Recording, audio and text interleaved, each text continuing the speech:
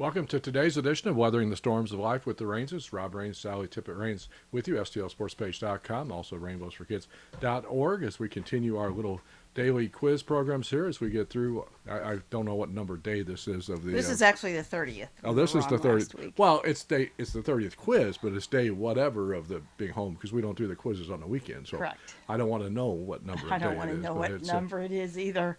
And I'm sure nobody else does either. But all we want to know is how many more days it'll be until we can get out and start doing some other fun things. Not that we haven't enjoyed the quizzes, because we have, and hopefully some other people have enjoyed them as well. We've really gotten a kick out of all the people contacting us about them too. So thank you. Anybody's got any new ideas for future quizzes? We're kind of getting toward the bottom of the barrel here after this week. So if these aren't the bottom of the barrel. Well, not this week, but I'm trying to come up with ideas for next week, and right. That's where I'm at the bottom of the barrel. Yes. So.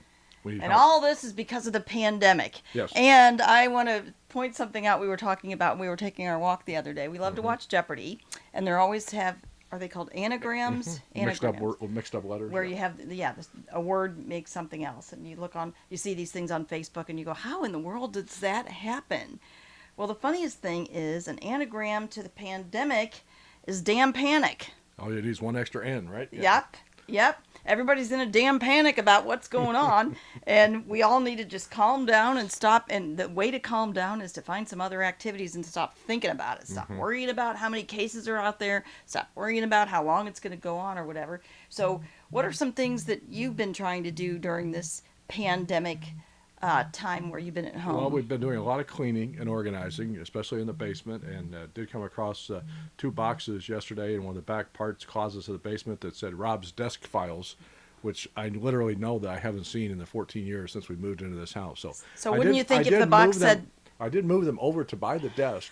So at some point in the future, I'll go through them. I can't wait to see what's in there, because wouldn't you think if it said Rob's desk files, he would have put them in his desk? I'm sure it's something I really needed 13 years ago that I couldn't find at the time. So you've also been finding recipes for me to try. I got to think somebody else in our household or movers were responsible for putting them there, and without telling me where they were. Because I honestly don't think I would have stored them in the back part of the basement had I known that they said Rob's desk files. Well, we'll see what they are. Okay. Yes, recipes. Yes, recipes are good. I've been finding recipes for you to do.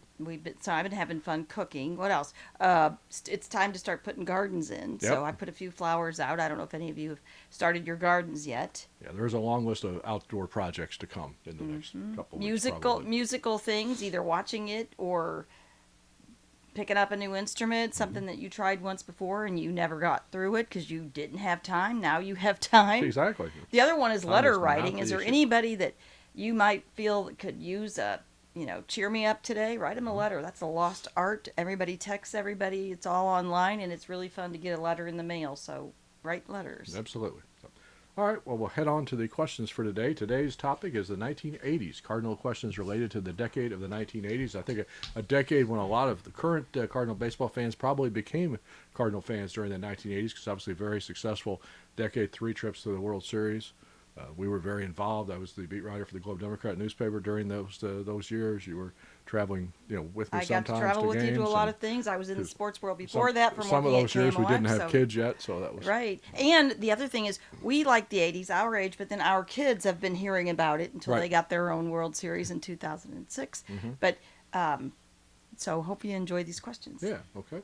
So some of the obvious questions that you would think we would ask about the 1980s aren't in these 10 questions because they were already in maybe last week's quizzes when we did things about Ozzie Smith and things about some of the other players from that decade, Bruce Sutter, Whitey Herzog. So if you say, well, how come you didn't ask that question? We probably already asked it. So all right, moving on. Question 1: in the so-called Don Denkinger game, Game 6, 1985 World Series, what former Cardinal got the game-winning hit for the Royals following Denkinger's missed call at first base in the 9th inning?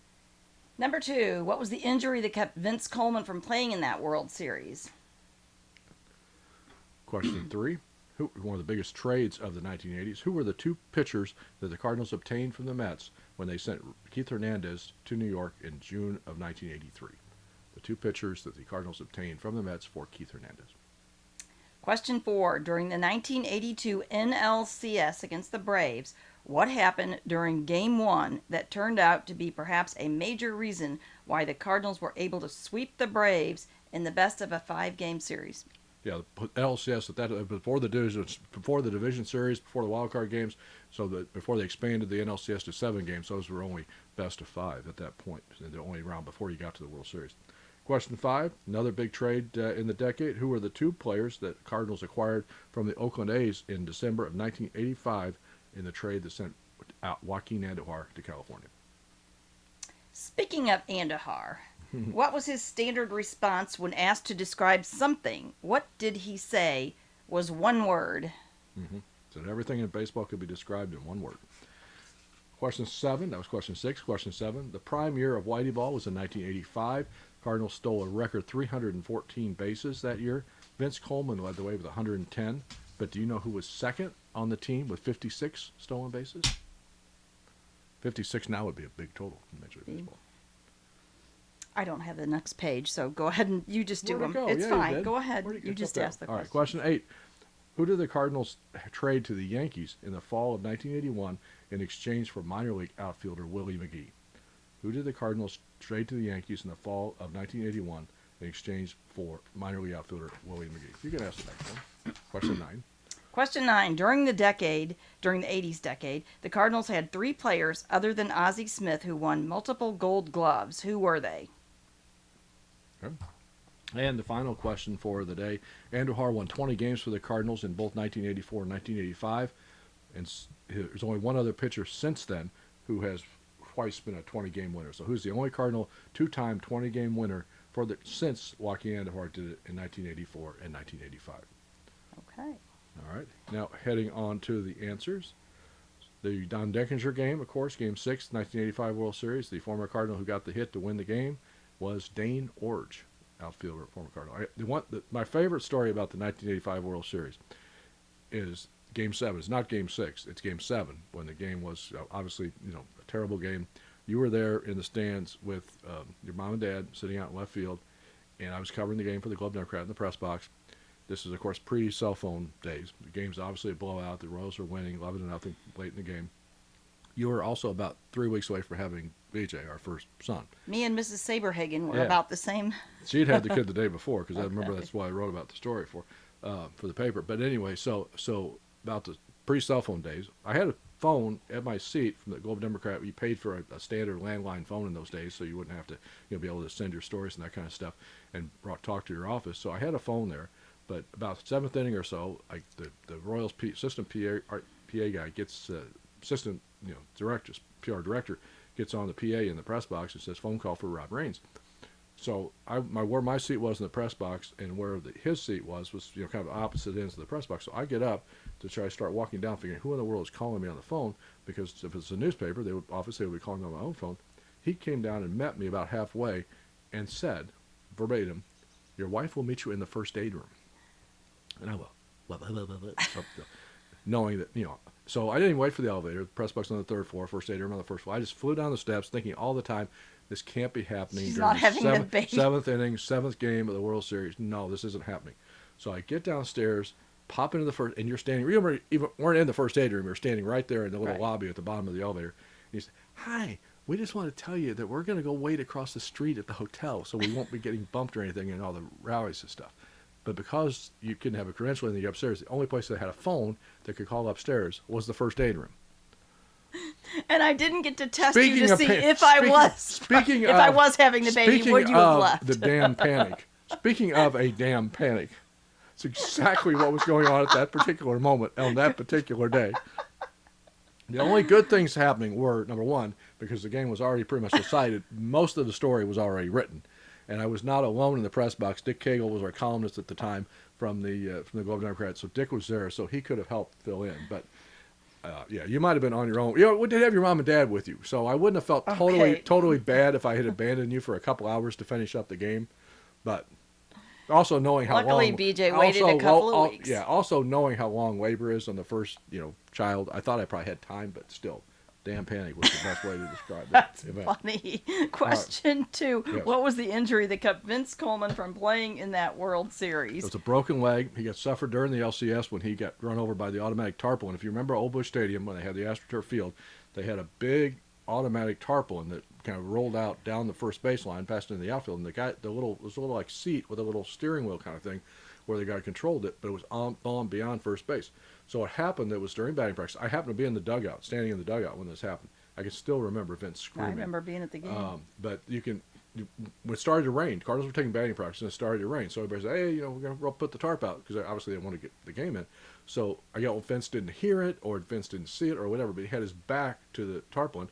And because the other people were kind of milling around the cage and everything like that, I'm sure the guy who was driving the tarp, rolling it out, didn't see Vince, wasn't paying attention. And the thing kind of came up on him and knocked him down from the behind and rolled up his leg and broke his leg. And then, of course, when somebody finally yelled and got the driver's attention to stop it, then they had to unroll it back the other way. So I had to go over him twice. And that thing is I don't know how many tons it weighs. It was unbelievable. So, yeah, one of those really unfortunate things, because I think he would have made a big difference in the outcome of the World Series. So, all right, question 3. The two pitchers that the Cardinals obtained for Keith Hernandez from the Mets, one obviously people remember the most, Neil Allen, was supposed to be the closer. That didn't work out. Rick Owenby was the other pitcher that the Cardinals got in that trade. And question 4, in the 1982 NLCS against the Braves, what happened that and actually, and if you go back and look in the record books, they'll say Game 1, the Cardinals won, whatever the score was, 3-2 or something like that. They don't tell you that the actual Game 1 was rained out. In the fourth inning, it was in the fifth inning. Braves were leading 1-0. Phil Niekro on the mound. So the Braves could have very well won that Game 1, which then meant they only had to win one more game to win the series. But because that game was rained out in the fifth inning, and at the time they just said the game's rained out, like all rules in the regular season games. If you don't play 5 innings, you got to start all over again. They probably wouldn't do that today. They would just pick up the game or something from that point. But that was a big blow that people don't remember about why the Cardinals were able to go on and have the success they did in that series and ultimately win the World Series. Question 5, the Joaquin Andujar trade after his famous meltdown in Game 7 of the World Series. The Cardinals and the Brewery ordered him traded. It went to Oakland. The Cardinals got catcher Mike Heath and a left-handed pitcher named Tim Conroy, who's currently actually a scout. Still see him a lot of times around the Major League Baseball parks, but Heath was the catcher they got that didn't work out here in his short tenure with the Cardinals. Question 6 was Joaquin Andujar's favorite word. Everything in baseball can be summed up with one word. You never know. And what was we put a lot of questions about Joaquin in here, but what was he like Joaquin to cover? Was a character. My favorite Joaquin story was there were, at the time, the 1980s, obviously didn't have the proliferation of media that you have now. So especially when we were on the road, you had two people. You had me and Rick Hummel covering for the Post-Dispatch, basically. A couple of, the radio people, the two of us doing the TV game, but that was really about it on the media side. So Joaquin was a smart enough guy. He knew, that we were the two main writers. He knew which papers we worked for. So there was a game in Atlanta that year, and Joaquin had to come out of the game early, and Whitey said after the game that he was worried that he might have a sore arm. So that was the story we put in the newspaper the next morning. Andujar leaves game, question about having a sore arm. Happened to be the last game of the road trip in Atlanta, so we come home the next day, playing at Busch Stadium. I go into the clubhouse before the game, and Joaquin sees me. He had a copy of the newspaper in his hand, and he walks up to me, stabbing like my story with his hand, because the headline said something about Andujar had sore arm, questionable sore arm or whatever. Kept pointing at the thing, saying, you write this. And I've tried to, anyway, long story short, I had to explain to him that he was mad about the headline. And I had to explain to him how newspapers work, that I wrote the story, but I didn't write the headline. But he kept saying, this your paper. I said, yes, it is my paper. Then you write this. No, I didn't write it. Anyway, that was Joaquin. All right, moving on. Speaking of the 1985 Cardinals, 314 stolen bases. Vince Coleman with 110. Second on that team with 56 was Willie McGee. Got the rest of the I'm numbers. sorry. Go ahead. I didn't have the shot. Okay. The trade the Cardinals sent Bob Sykes to the Yankees to get Willie McGee. The interesting thing about that trade is George Steinberg got so upset when Willie McGee went on to have such a big rookie season in '82, and he thought the Yankees got fleeced in the trade. So the Cardinals actually made it up to him. They traded a couple of pretty good prospects, guys who had decent big league careers, Bobby Meacham and Stanley Javier, Julian Javier's son, to the Yankees the next year for some very nondescript minor league players, just to try to make it up to the Yankees so they wouldn't be so mad at the Cardinals for quote-unquote stealing Willie McGee for them. What was the story about Willie? Was his dad a minister, and didn't he It was an elder. I think it was an elder or a deacon, something like that. And then every year before the blessed season, him or something. he blessed his feet or something like that. Yeah, so he would stay healthy. So I think something like that. Yeah, I don't think he was actually a minister, but I think he was some kind of position in the church. Mm-hmm. Question 9: Ozzie Smith, all of his multiple Gold Gloves in the 1980s. The two other Cardinals with more than one in that decade were Keith Hernandez with 3, Willie McGee with 3, and Terry Pendleton won 2 Gold Gloves that year. And the final question, and to back-to-back 20-game winning seasons, 1984-95. The only Cardinal pitcher with 2 20-game win seasons since then, Adam Wainwright. Of course, 2010 and 2014 actually came close with 2 other 19-win seasons in his career. So that's a fun look back at the 1980s. It was The a 80s was a fun decade. A lot of fun times during that period of time. So hope you enjoyed it. Hope you did well on the quiz. On to the 1990s in our next edition of Weathering the Storms of Life with the Rangers here on STLSportsPage.com, RainbowsForKids.org. Have a great day, everybody.